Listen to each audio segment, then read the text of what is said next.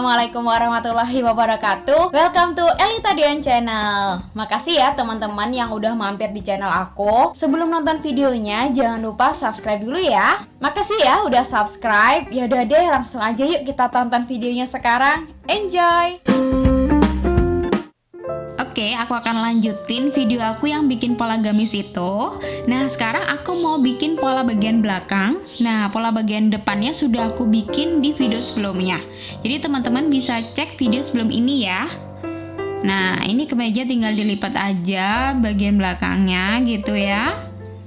Nah, bagian lengannya juga masih dimasukin gitu ya. Jadi biar gampang ntar gambar kerung lengannya gitu. Nah, bajunya kita pas-pasin gitu ya. Nah, jadi harus benar-benar pas banget. Jadi ntar tuh polanya tuh juga biar pas, jadi nggak usah nambah-nambahin lagi gitu. Nah, bagian lurusnya juga dipasin bagian lurus kertas rotinya, jadi ntar juga nggak usah nambahin garis lurus lagi gitu. Jadi segampang itu ya kan. Oke, nah bentar ya teman-teman, ini aku lagi ngecek gamis aku itu yang udah jadi itu. Jadi soalnya itu kan gamisnya udah aku buat beberapa bulan yang lalu gitu ya. Ngomong beberapa itu kok agak beribet gitu ya. Beberapa bulan yang lalu aku kan jadi agak lupa gitu. Jadi aku mau pas-pasin dulu. Kira-kira tuh seberapa sih pola yang kemarin itu gitu. Nah, sekarang mulai digambar deh. Nah, ini aku kasih titik-titik aja. Jadi ntar tinggal gampang gabungin dari titik-titiknya gitu. Jadi biar lebih rapi gitulah polanya ya.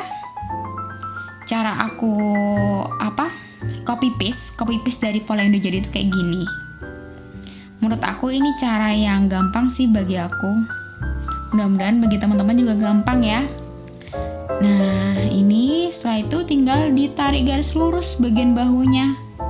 Nah, terus ambil penggaris lengkung untuk bagian lehernya. Nah, pola bagian belakang ini, bagian lehernya, lengkungannya emang lebih nggak terlalu landai gitu ya. Jadi lebih ke atas gitu. Soalnya bagian belakang kan emang nggak terlalu landai kan, ya kan, gitu. Tapi tergantung desainnya juga ya. Ini kebetulan desain yang aku buat kayak gini gitu. Nah, seperti ini gitu.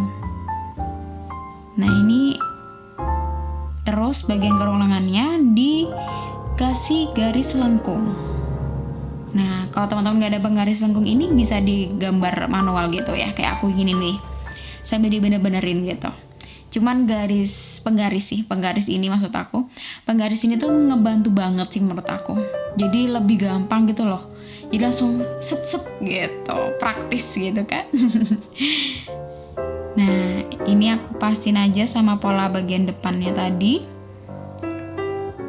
Sekitar 10 atau 11 gitu kan. Jadi karena ini nanti kan potongan gitu ya. Jadi aku buat sama aja. Ternyata pola bagian depannya tadi 10 cm, jadi aku pakai 10 cm dari ketiak gitu ya. Nah, begitu. Emang kadang sih agak selisih ya pola bagian belakang sama depan, kayak biasanya tuh lebih panjang bagian depan apa belakang ya. Aku agak lupa jadinya, pokoknya selisih gitu ya biasanya. Begitu teman-teman, tapi karena ini potongan jadi aku buat sama aja begitu. Oh ya, ini pola yang aku buat ini belum kampuh ya, jadi ntar kalau dipotong pas potong kain gitu itu ditambahin kampuh lagi gitu ya. Jadi jangan pas plek ketiplek plek ketiplek sama polanya gitu ya. Kalau motong kainnya sama persis dengan polanya ntar jadi berkurang gitu kan, jadi nggak ada kampuh untuk bagian jahitannya gitu kan. Jadi harus ditambahin lagi lebihan jahitan gitu, jadi kayak space tambahan gitu kampuh itu. Nah, ini aku tandain dulu TB, tampak belakang gitu. Ini istilah yang udah standarnya seperti itu ya. Nah, ini aku bikin kupnatnya juga. Nah, ini kupnatnya caranya juga sama dari pola yang bagian depan itu ya. Aku bikin sama. Ini 13 cm ke bawahnya gitu ya. Nah, terus diarsir. Udah. Jadi ini disesuaikan aja sama lingkar pinggang kita ya kalau bikin kupnat itu, karena ini pola udah jadi aku kira-kira aja gitu ya. Jadi aku pasin sama lingkar pinggang aku. Jadi jarak dari ujung ke titiknya itu 1/10 dari lingkar pinggang aku. Cuman kan karena ini pola jadi kan agak bingung ya lingkar pinggang itu berapa yang dia pakai gitu kan. Tapi ya ini perkira-kira aja, perkira-kira. Gimana sih perkira-kira itu? Dikira-kira gitu kan. Kalau perkira-kira tuh ya perkiraan harusnya gitu kan. Perpaduan katanya tuh kok nggak bener gitu kan, nggak pas gitu. Ya beginilah kalau yang ngomong tuh agak sengklek gitu ya. Ya begitu ya teman-teman. Ini caranya persis sama kayak pola depan ya. Jadi teman-teman harus lihat dulu pola video aku yang bikin pola depan gitu ya. Nah, jangan lupa dikasih tanda TB juga. Nah, tambah 20 cm juga sama. Ini benar-benar sesuai selera banget ya. Mau ditambahin berapapun boleh. 10 cm boleh, 15 cm boleh. Minimalnya sih biasanya standarnya 10 cm. Nah, kalau udah fix terus dipotong. Nah, ini sama ya panjang roknya ini. Yang bagian atas ini kan ini pola rok yang tingkat yang pertama ya. Yang bagian atas ini tuh 50 cm dari lingkar pinggangnya itu ya. Nah, ini karena desain yang aku buat tuh kan di atas pusar. Nah, kalau teman-teman pengennya tuh di pas pusar itu bisa banget. Jadi dipasin aja. Jadi ngitungnya kayak dada itu, bagian dada di dadanya tuh dari pola dadanya dari pola dada itu kalian pengennya panjangnya seberapa, jadi diukur gitu. Nanti pola belakangnya tinggal ngikutin aja dari pola depannya gitu. Nah, seperti itu. Nah, tinggal digunting. Tuh, gampang banget kan? Seperti ini. Nah, ini mau aku lem bagian kupnatnya. Nanti biar gampang untuk mengembangkan waktu proses motong kain ya. Jadi ini tuh dikembangkannya nanti waktu pas potong kain gitu. Jadi waktu potong kain baru ditambah berapa sentimeter gitu. Nah, ini nih maksud aku ngembanginnya itu. Nah, ini kan kadang kalau ngembangin gini kan suka ngelipet-ngelipet tuh ya bagian atasnya. Jadi dilem aja sekalian gitu. Dan juga kupnat yang aku arsir itu artinya nggak dipakai gitu ya kupnatnya. Jadi kalau nggak dipakai biasanya dilem gini. Nah, seperti ini. Tuh udah jadi kan? Nah, ini ada yang aku ralat. Jadi ternyata ada baju yang udah aku jadi itu ternyata yang aku pakai itu 15 cm. Jadi ini benar-benar pola yang aku pakai waktu itu ya. Jadi aku samain aja. Nah, sekarang mau bikin pola bagian bawahnya. Rok yang bagian bawah itu, ini aku nggak contohin yang pola sesungguhnya gitu ya, yang sebenarnya seperti apa. Jadi ini aku kasih keterangan aja. Ini contohnya aja ya. Jadi aku bikin pola persegi panjang.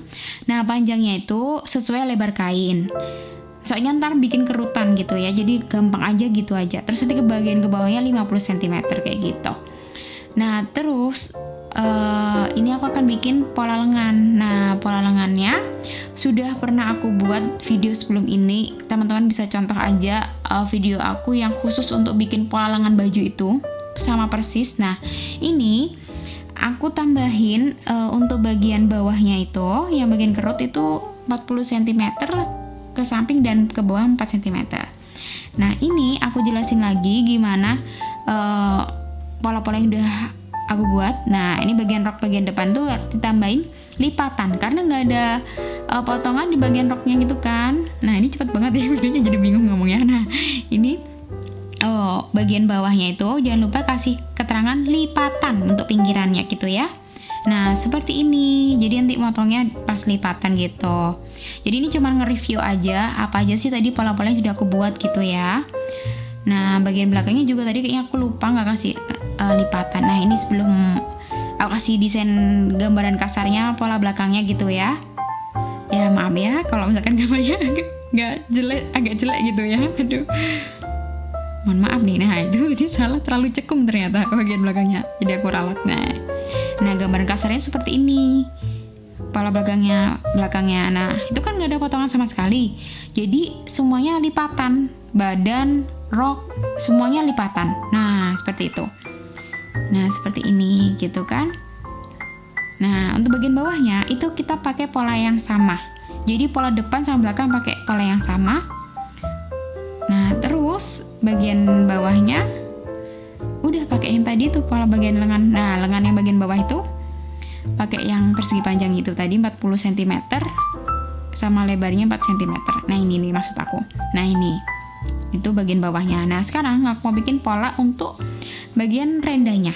Itu lebar kain sama lebarnya itu berapa sih? 5 cm.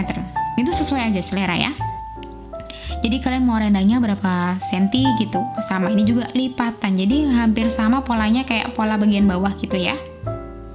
Karena dia disambung jadi harus sama gitu. Nah itu tadi gimana cara aku bikin polanya. Semoga ini bisa bermanfaat dan membantu buat teman-teman mungkin yang sekarang lagi pingin banget bikin gamis tapi bingung gimana cara bikin polanya. Dan juga khususnya buat salah satu viewers aku yang sudah komen itu, semoga ini bisa membantu ya, dan terima kasih sudah support aku. Oh ya, buat teman-teman mungkin ada yang pengen tahu gimana proses selanjutnya, cara ngejahitnya tuh seperti apa sampai selesai, sampai jadi sebuah gamis gitu kan. Nah teman-teman bisa cek video sebelum ini, jadi aku sudah pernah share gimana cara aku ngejahitnya. Atau enggak, ntar deh aku tulis linknya di bawah ya, jadi teman-teman bisa langsung klik gitu. Jangan lupa dicek ya. Ya segini aja video kali ini, semoga bermanfaat dan mohon maaf kalau masih banyak salah dan kurangnya. Sampai ketemu di video-video selanjutnya. Dah, assalamualaikum warahmatullahi wabarakatuh.